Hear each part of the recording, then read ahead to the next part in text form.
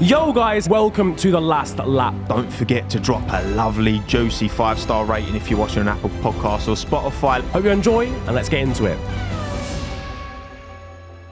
Well, I guess we kind of have to somewhat address again what happened yesterday between Russell and Verstappen. Saturday? Yeah. Not yesterday from this podcast. Yesterday from today. I got you. Nice. I got you, bro. I guess, we've had the race. I think Max, he didn't win the sprint and he had that contact with George, finished P3, big hole in the side of his car. I don't know. Are we all deep in this too much, right? Because I think having these drivers that, there's a bit of spark and a bit of, this isn't the first time George and Max have kind of come close to, I don't think there's a lot of, what can I say? The relationship that Max has with, say, Lando, I think is very different to the relationship, and Charles, I think. There's a difference maybe it's between the relationship between him and George, for example. And I think there's the potential, because George is proving everything he needs to right now, that he's right up there. I think this is a battle, not just in terms of two drivers, but in two personalities and characters we're going to see play out for years to come. I think it's an interesting one because I think actually on track, they're very similar. In their driving style, they're both very aggressive. Very uncompromising. Which I think lots of people don't realise because Russell is so not aggressive outside the car. Yeah, you're right. Whereas Max he's a granddad. persona outside of the car as well. Yeah, exactly. Max, it fits and you see him talk and then it makes sense. Yeah. Russell is fully a granddad. But he gets in the car and he drives exactly the same as Max. He will go for those gaps that don't exist. Yeah. Not to say it didn't exist this time, but he will keep pushing. If he's next to Max, he'll push Max. And Max actually doesn't like that. He's used to people, conceding to him. Hopping out of the way a little bit because he's quite a intimidating presence, I think. Well, that's why I don't think Max can realistically get too upset about what happened. Yes, he got the rough end of it. That could have easily been like a Russell puncture and Russell getting more damage. It's one of them that it happens, he got more damage. But ultimately, if you're going to go wheel to wheel, and that's on both of them, they both went into that corner, not conceding at a circuit like Baku. This is going to happen sometimes. This is part of it. Yeah, I'm going to be honest with you, lads.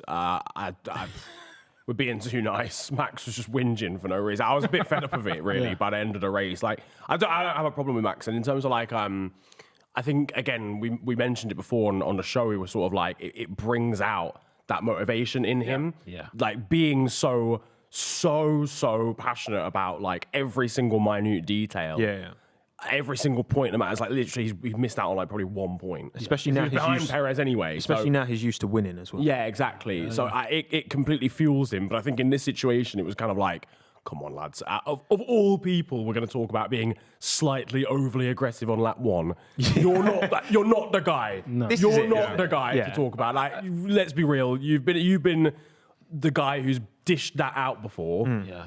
It happens. Don't disregard George saying, because George apologised as well. George genuinely was like, oh yeah, he apologised. He actually apologised. Yeah, he apologised and then walked off. And then Max just wasn't letting it go though. Max called him a dickhead as he walked off. I was just sort of did George say something that wasn't audible as well? Because I think it sounded like he apologised, but then there was a little bit of murmuring as he left, and it was almost just yeah, you mug. And then I think maybe sort of Verstappen was like... Maybe he was like, I'm sorry, you didn't DNF.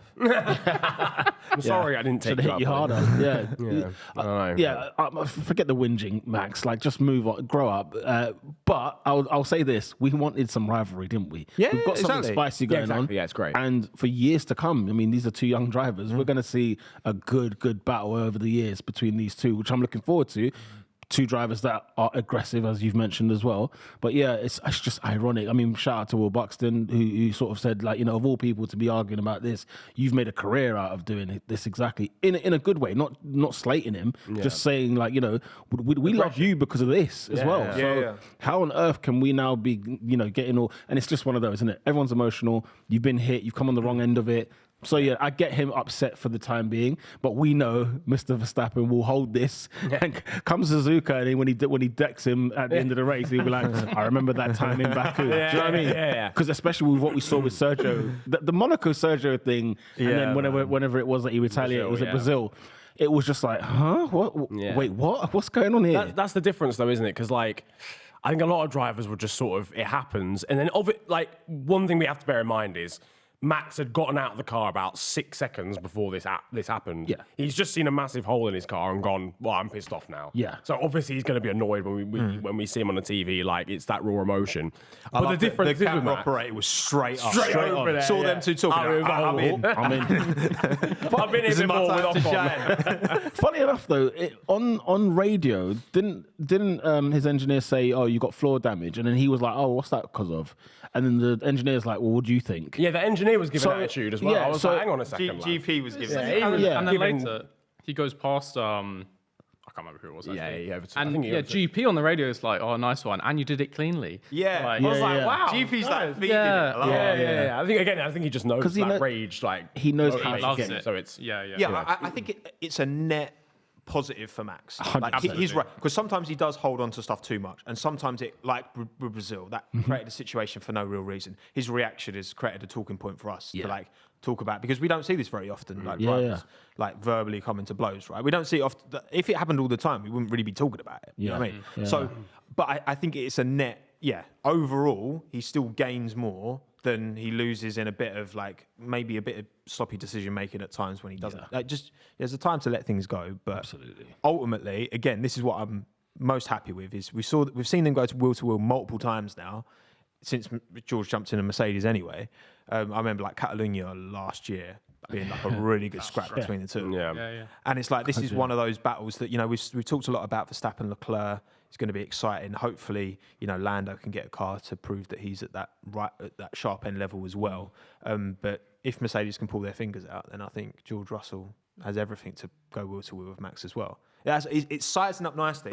These regulations just need to do their job and get all the cars nicely together. All the teams need to do their jobs within the regulations because it's on the teams to step up. I mean, that is it. Yeah, the rest of we're looking at Mercedes, we're looking at Ferrari. We're going, guys. Come on, pick it up now. Yeah. You've had a year. You've got more wind tunnel time. Yeah, and you got further away. So You've had a year to look at that Red Bull. Yeah. Take a million pictures.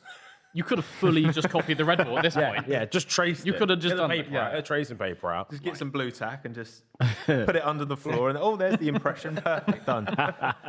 Well, look, because I think another subject we wanted to kind of touch on, because there's been a few quotes from Red Bull, Daniel Ricciardo.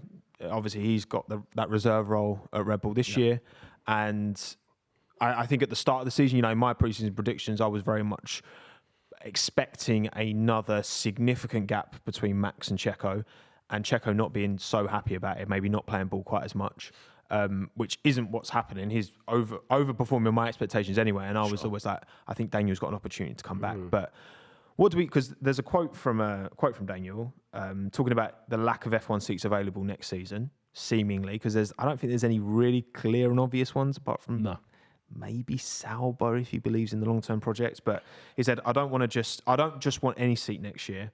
I don't want to just start from zero.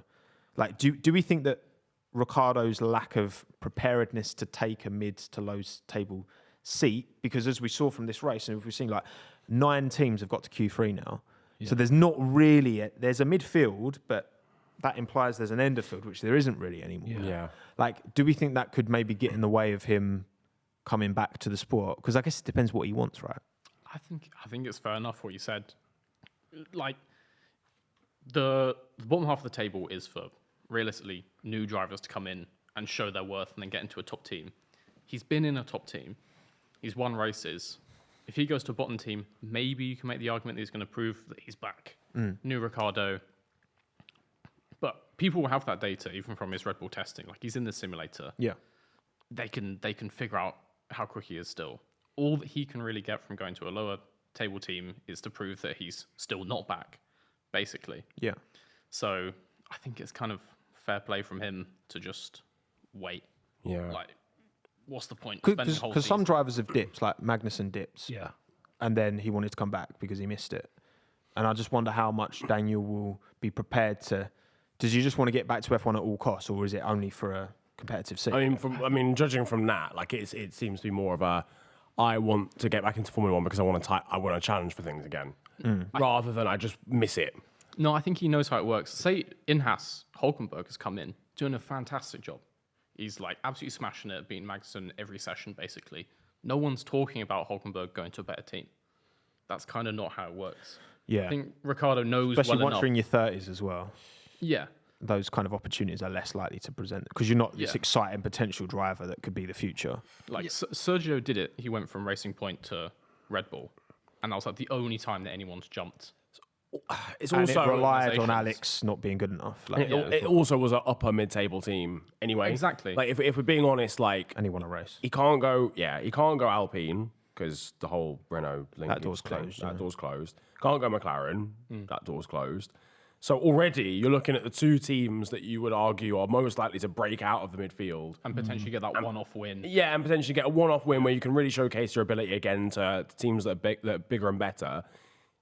They're out of the question already. That's just a no-go zone straight off the bat. So then you've got, obviously, Red Bull, fine, but Sergio's doing well. Ferrari are set up for a while. Mercedes are set up for a while. Aston Martin, Stroll's dad literally owns the whole thing, so you're probably done out there as well. Like, the most realistic move for him is probably Sauber. Who are the worst Who are car the right worst car right now on the grid. Right, yeah, But it's a project. It is a project. And if Audi genuinely do start to turn things around, fine. But they're not going to even really get their teeth into things properly until 2026. Can he really be asked? Like, does he try and do a Vettel?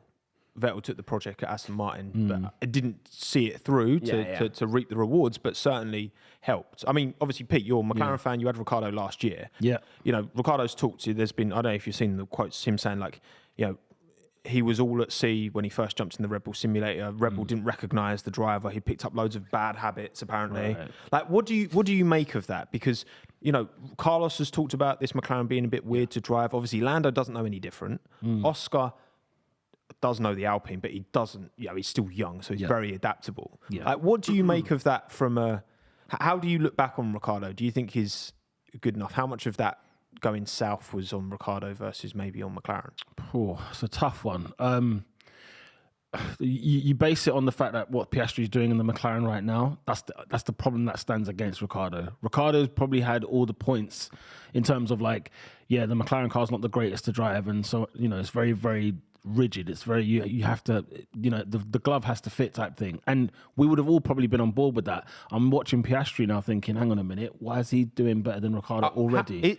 How much better is he doing? Well, Because I've not really looked at the numbers. Like, there's the delta pace. between Norris and Piastri versus it's Norris. the pace and the fact that Norris and Piastri are not that far apart from each other. Are they not? So they've not been that far. They're not that far. Not the same gap as Ricardo and Norris. It's early doors, but like it's still, I don't know. There's a And he's part a rookie, of me, remember? and he is a rookie. So That's the extra thing. Even if the delta was the same, it's like he's a child. So okay. Yeah. But like, He is like half Ricardo's age. mental, isn't it? Don't get me wrong. I'm very sad that Ricardo can't seem to get in that top elite team, because I look at Ferrari, for example, and I think, do you know what though? If you've got the choice between Sainz and Ricardo, who are you taking? I'd take Ricardo, personally speaking. But I know that the contracts are locked. I know things like that are locked. I think Alpine should have gone for Ricardo, personally. And I think you know, from what based on what we saw, I mean, it depends how much, you know, we believe in stories and such, but I was so shocked last year that Ricardo was rejecting contracts, because it seemed like people were offering them to him, i.e. Haas and Williams and so on. And maybe I think Alpine, I don't know what was the sort of, there was something there that kind of sort of stood against him because he'd been at Renault before and just left. Well, there was that interview, wasn't there? I think it was Rachel Brooks. And Yes. like, if Alpine wanted you, would you go? And he was like, yes. Yeah, so it kind of feels like, you know, obviously Drive to Survive is what it is, but then you kind of had like the sort of a door where it was like, they looked at Ricardo several times. And so it was almost like, it's like he rejected them, or they sort of thought, no, we'll go with Gasly, we'll give it a shot. Because, I mean, going for Gasly is probably the bigger risk just because of the relationship that he has with Ocon, right? So it's just all sad and weird for me. And I feel like the fact that, I get it, he wants to stand his ground and be like, look, unless I'm challenging for race wins, I don't want to be involved in this sport. But a talent like Danny Ricciardo not being on the grid is absurd. And we could have had another Checo sort of Racing Point Perez type thing where if he's in a Haas or if he's in that Williams, I'm sure he would squeeze everything out of that car, and we would be looking at his performances thinking, oh, do you know what? If something's wobbly in the top teams, they've got to look at Ricardo. They've got to have another look at him. So I've definitely noticed his absence. I don't know about you boys, but Yeah. I feel like I've noticed his absence. That's interesting, isn't it? Yeah, you feel that lack of energy. Yeah. In interviews and like between the sessions, definitely it feels a bit more grey now. Yeah, Yeah. no, definitely. It's just one driver, but you don't know what you got until it's gone, I suppose. Absolutely. Yeah, you just always get that little bit of character, that little bit of edge, you know. Yeah. Rocking up to Austin on a horse, do you know what I mean? Like no one's doing Especially that when now. it's a shit race.